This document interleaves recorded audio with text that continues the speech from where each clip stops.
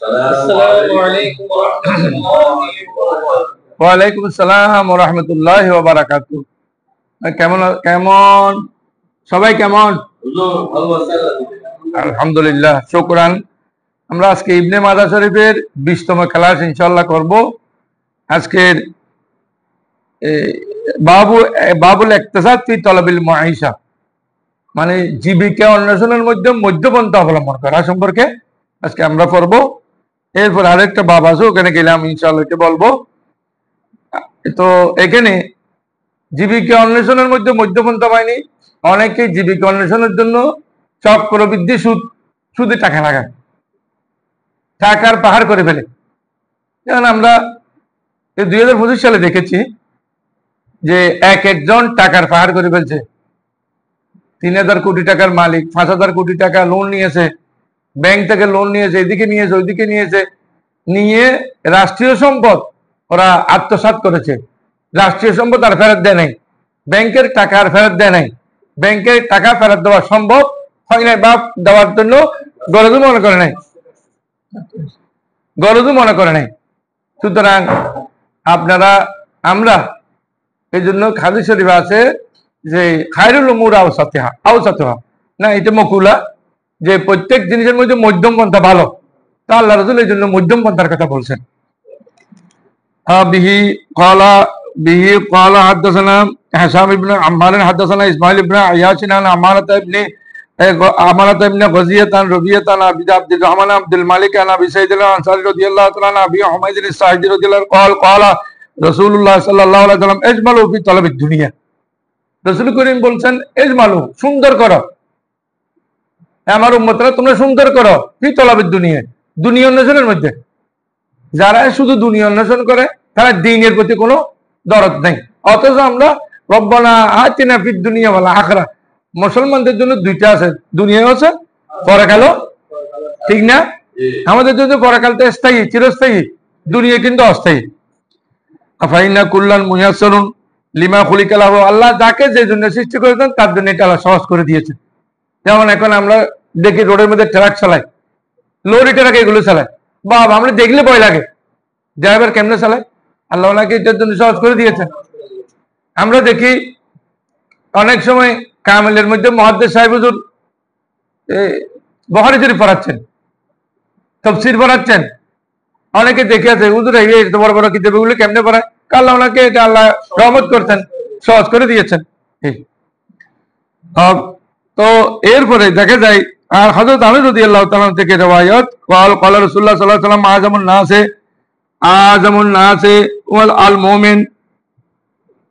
আল মুমিনুল্লাযী ইয়াহুম্মু বিআমরি দুনিয়াহু ওয়া আমরি আখিরাতি। মুমিন ওই মুমিনই ভালো, ওই দুইজন মুমিন ভালো যারা দুনিয়া চিন্তাও করে পরকালের চিন্তাও করে। ওই মুমিন একজনই ভালো যিনি দুনিয়ার চিন্তা আছে পরকালের চিন্তা আছে, দুইটাই চিন্তা করতে হবে মুসলমান হিসেবে। কলা আব্দুল্লাহ হাযা হাদিস গরিবুন তাফারাদা বি ইসমাইল, যা এরপরে আছে ক্বালা রাসূলুল্লাহ সাল্লাল্লাহু আলাইহি ওয়াসাল্লাম আইয়ুহান নাস ইত্তাকুল্লাহ ওয়া আজমালু ফিত তালাবে, আল্লাহ রাসূল বলেছেন এ মানুষ তোমরা আল্লাহর বান্দারা তোমরা ইত্তাকুল্লাহ আল্লাহকে ভয় করো, সাথে ওয়াজমালু ফিত তালাবে জীবিকা অন্বেষণের ব্যাপারে রিজিক তালাশের ব্যাপারে তোমরা মধ্যম পন্থা অবলম্বন করো। আল্লাহ বলছেন যে বসে বসে কেউ খাওয়ার কোনো সুযোগ নেই। ইজা কুদিয়াতিস সালাতু ফান্তাশিরু ফিল আরদি ওয়াবতাগু মিন ফাদলিল্লাহ, এখানে মিন ফাদলিল্লাহ মানে রিজিক, রিজিক অন্বেষণ করতে হবে, বসে থাকলে কেউ রিজিক দিবে না। হাদিস শরীফে এসেছে সম্ভবত হযরত ওমর ফারুক রাদিয়াল্লাহু তাআলা আনহু, অনেকে নামাজ পড়ে মসজিদে বসে আছেন, কিরে তোমরা বসে আছো কেন? যে আমরা এখানে বসে বসে ইবাদত করছি। ওখানে কেন? নফল ইবাদত করবে ঠিক আছে, কিন্তু এখন তো না, এখন তো রিজিক তালাশ করার সময়, তাহলে তোর বাইরেও রিজিক তালাশ করো, রিজিক তালাশ করো। ফাইন্না নাফসান লান তামুতা হাত্তা তাস্তাওফিয়া রিজকা।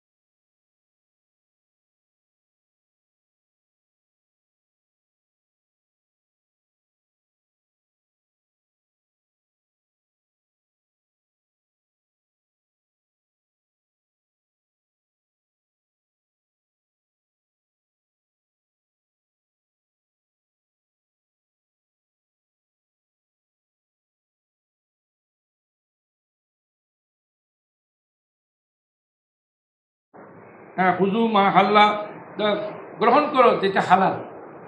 হারাম দিয়ে রিজিক পরিপূর্ণ করা কোনো সম্ভব না। আমি অনেক সময় বলি, এই যে ব্যাংক ডাকাতি করে ব্যাংকের থেকে টাকা নিয়ে আসছে একজন 5 লক্ষ টাকা, তার থেকে ছিনিয়ে নিয়েছে। কেন? যে ছিনিয়ে নিয়েছে ছিনতাইকারীর তকদিরিত রিজিকে তো টাকা আছে, আবার এই টাকা কেন নিল? তার আসল টাকা থেকে এটা কমবে। তার জীবনে মনে করেন 2 কোটি টাকা ইনকাম করবে, এখান থেকে 5 লাখ টাকা কমে যাবে। তাহলে অবৈধ কেন ইনকাম করবেন? অবৈধভাবে কেন টাকা নেবেন? প্রয়োজন কি? দাও মা হারামা, এবং ছেড়ে দাও যা হারাম। হারাম রিজিক ছেড়ে দিতে হবে। এখানে আরও কথা আছে, মধ্যে যিনি কেরাম এখানে লিখতেছেন, ব্যবসা বাণিজ্য করতে গেলে 2 ধরনের হয়, কিছু হালাল আছে, কিছু হারাম আছে। যেমন চাউল ডাউল যেগুলো আছে ওইগুলো ব্যবসা হালাল, আবার কিছু আছে হারাম। যেমন শুকুর বিক্রি করা, কুকুর বিক্রি করা, এগুলো হারাম। মদ বিক্রি করা, ওইটা হারাম। কিছু ব্যবসা আছে যেটা ব্যবসা করাও হারাম, খাওয়া যেমন খারাপ, ব্যবসা করাও খারাপ। আর আমি মক্কা শরীফে দেখেছি যে এখানে নাবিক যেগুলো আছে ওগুলো প্রায় মুসলমান। আপনি যদি বলেন আমাকে সেভ করে দেন, আমার দাড়িগুলো কাটিয়ে দেন, এই জিন্দগি তো কাটবে না, তো আপনি আমাকে 50 কোটি টাকা দিলে আমি এটা পারবো না, কারণ রসুলের শূন্য দুর্বল আমি আগে দিতে পারবো। এইটা মানে কেন ওই ব্যবসাটা হালাল নয়। কেন আপনি দাড়ি কেটে কেটে দিবেন? মুসলমানের দাড়ি কেটে ইনকাম করে এটা হালাল নয়, এটা বুঝতে হবে। কিন্তু আমাদের দেশে অনেকেই না বুঝে বিলেতি কুকুরের বাচ্চা বিক্রি করে, বিলেতি কুকুরের বাচ্চা বিক্রি করে, ওইটা কিন্তু হালাল নয়। কুকুরের ব্যবসা তো হালাল নয়, আপনি কেন বিক্রি করলেন? মজার ব্যবসা হালাল নয়। বিদেশ থেকে যত উস্কি ব্রেন্ডি আসুক, ইয়াবা আসুক, যত কিছু আসুক, ওগুলো হালাল নয়। আপনি রাতে কোটিপতি হয়ে যাচ্ছেন এই অবৈধ ব্যবসা করে, এগুলো লাগে আল্লাহর কাজে দিতে হবে। এই হাদিস শরীফে আছে যে কোনো বনি আদম লা তাজুলু কদমা ইবনে আদম হাত্তা ইউসালাম আন আরবা, 4টি বর্ণ করা ছাড়া কোনো মানুষ যেতে পারবে না। তোর মধ্যে একটি বর্ণ হলো তুমি যে ইনকাম করেছো, আইনে একটা স্বভাব, তুমি কোথেকে ইনকামটা করেছো? মদ বিক্রি করে করেছো, যাকে হালাল বাবা করছো, কি বাদ থেকে। এরপরে আর কি বাপ হলো বাবু তোমাকে তেজারতের মধ্যে সতর্ক থাকা, ব্যবসা বাণিজ্যের মধ্যে সতর্ক থাকতে হবে। হযরতে আবি গারজাতা ক্বালা কুন্না নুসাম্মি ফি আহদি রাসূলুল্লাহ সাল্লাল্লাহু আলাইহি ওয়াসাল্লাম সামাসিরাতা, যে আমরা রাসূল করিমের যুগে সামাসরা বলতাম। সামাসরা মানে ইংলিশ হলো ব্রোকারি করা। এটা আমাদের দেশে কেউ বাংলা বলে না, সবাই ইংলিশ বলে। এখন দালালি বলে ভালো লাগে। অনেক জিনিস বাংলা থেকে ইংলিশ করা যায়, ইংলিশ থেকে বাংলা করা যায় না। এইভাবে ব্রোকারি করে, আমাদের তখন ব্রোকারি বলা হতো। আমাররা বিনা রাসূলুল্লাহ সাল্লাল্লাহু আলাইহি ওয়াসাল্লাম ফাসাম্মানা বিইসমিন হুয়া আহসানু মিনহু ফাকালা ইয়া মাশারাত তুজ্জার, তখন রাসূল করিম নাম দিলেন ব্যবসায়ী দল, অথবা এখানে সমাজের মানে ব্যবসায়ীদেরকে সমাজের বলা হতো। তো এটা আমাদের বেশি সুন্দর লাগতো না।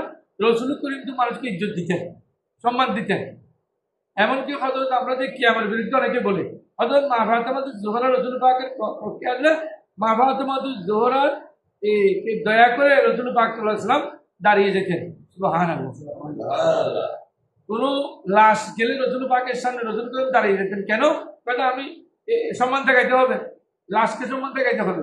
লাশকে যদি সম্মান দেখাইতে হয় দাঁড়িয়ে, আর আমরা নবীজি আমাদের শিখে দিয়ে গেছেন, নবীর জন্য কি আমাদের দাঁড়াইতে হবে না? অবশ্যই হবে। এখন এটা কিন্তু ভালো জিনিস না। ইয়া ফাকালা ইয়া মাশারাত তুজ্জার, রাসূল করিম সাল্লাল্লাহু আলাইহি ওয়াসাল্লাম ডাক দিলেন ব্যবসায়ী দল, বণিক সমিতি, এদিকে আসেন। ইন্নাল বাইয়া হাদরুল হাল ওয়াল লাগু ফাসুবুহু বিসাদকাতে, ব্যবসা বাণিজ্য করলে অনেক ত্রুটি বিচ্যুতি হয়। বলতে তো রাসূল করিম অনেকে শপথ করিবে না, এই মালটা আমি 520 টাকা করে আমার করে, আসলে সে 220 টাকা দিন, এখন শপথ করছে সেখানে। তো এই জন্য বলছেন রাসূল করিম যে শপথ করে অনেক বিচ্যুতি হয়, কিছু সৎকার করবেন, কিছু সৎকার করবেন। এটা আমি একদিন বলছিলাম হযরত আবু হানিফা রাহমাতুল্লাহ আলাইহি ত্রুটি বিচ্যুতি ছিল কাপড়ের মধ্যে। দেখেন আমাদের ইমাম আবু হানিফা কি সুন্দর মশলা শিখিয়ে দিয়ে গেছেন। কাপড়ের ব্যবসা করতেন, একটা কাপড় ত্রুটিযুক্ত ছিল, এটা কর্মচারীকে দেখিয়ে দিয়েছেন এটা কম দামে বিক্রি করবে, কর্মচারী কি করছে বেশি দামে বিক্রি করে ফেলছে। উনি সারাদিন যা ইনকাম হয়েছে সব টাকা সৎকা করে দিয়েছে। রসুল করিমের হাদিস শরীফ ব্যাপারে ওনার ব্যাপারে অনেকে বলে যে উনি আন্দাজে কিয়াস করে বসানো বলে না, রসুলের হাদিস অনুযায়ী উনি সৎকা করে দিয়েছেন সব টাকা পয়সা দিনে। আল্লাহ হেদায়েত করুক, আমিন। খারাজনা মা রাসূলুল্লাহ সাল্লাল্লাহু আলাইহি ওয়াসাল্লাম ফাইজান নাসু ইয়াতাবায়ুনা বুকরাতান। একদিন আমরা বের হলাম, হঠাৎ করে দেখলাম বুড়ো বুড়ে ওরা বেচা কিনে করে। এখনো আরব দেশে ফজরের নামাজের আগে রাতে 3টে থেকে ওনারা আমদানি রপ্তানি শুরু হয়, ওনাদের ফজরের নামাজের বা আগের থেকে বেচা কিনে শুরু হয়। এই বুকরাতা বলতে খুব বুড়ো বুড়ে প্রত্যুষে বা ফানা দাহুম ইয়া মাসা তুজার।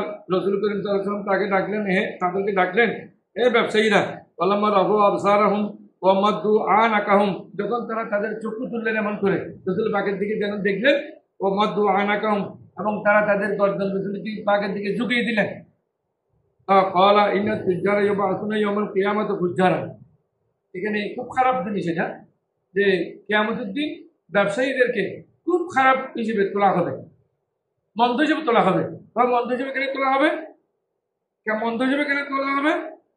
যারা ব্যবসা করে, ব্যবসা মানে 2 নম্বরই করে, 12 নম্বরই করে, ব্যবসা বেদাল দেয়, ব্যবসার সাথে এই বালি মিশিয়ে দেয়, বিভিন্ন ধরনের কম দামি জিনিস মিশিয়ে দেয়। যেমন আমাদের যে ঘি বানায়, বিভিন্ন ধরনের জিনিস দিয়ে ঘি বানিয়ে ফেলে, মধু বানায়, বিভিন্ন ধরনের জিনিস দিয়ে মধু বানায়। এই কয়েকদিন আগে আমি আখের রস গেলাম এক জায়গায়, আখের রস দিয়ে মধু বানায়। কেমনে? এই রসগুলো আমি রেখে দিব, এগুলো দিয়ে মধু বানাই। আরো বিভিন্ন ধরনের রস দিয়ে এগুলো কেমন কেমন করে মধু বানাবেন। এগুলো কি যাইস হবে? একে ভালো মানুষ করতে পারে? এই ধরনের খারাপ ব্যবসায়ী যারা, তারা কিন্তু খুব খারাপ জায়গায় তারা জাহান্নামে যাবে।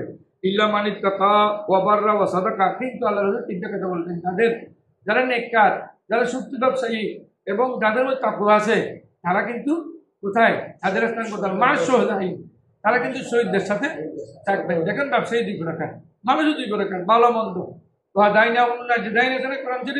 আমি 2 বছর সন্ধান দিয়েছি, একটা ভালো বোন, একটা খারাপ। রসুল করিম হাদিস শরীফ দেখিয়ে দিয়ে খাত্তা একটি রেখা টানেছে, এরপরে খাত্তাই নেই ডান দিকে 2টা, বাম দিকে 2টা টেনেছে রেখা। তাহলে রেখা কয়টা হলো? 5টা।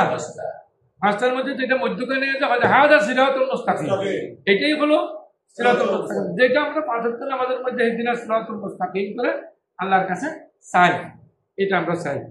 এরপর ওয়াইদা কাসামা লিজুলি ধন্যবাদ। আল্লাহ রাব্বুল আলামিন আমাদেরকে ব্যবসা বাণিজ্যের মধ্যে মধ্যপন্থা অবলম্বন করার এবং সবসময় ভালো কাজ করার, সত্যবাদী হিসেবে ব্যবসা করার, ব্যবসায়ীর অনেক মূল্যায়ন সত্যবাদী ব্যবসায়ী করে আল্লাহ ওদেরকে জান্নাতে দিবেন এবং শহীদদের সাথে তাদের জান্নাত হবেন। আল্লাহ রাব্বুল আলামিন আমাদেরকে ভালোভাবে দুনিয়াতে চলাফেরা করার জন্য কোরআন সুন্নাহ মোতাবেক তৌফিক দান করুন, আমিন। আলহামদুলিল্লাহি রাব্বিল আলামিন। আসসালামু আলাইকুম ওয়া রাহমাতুল্লাহি ওয়া বারাকাতুহু।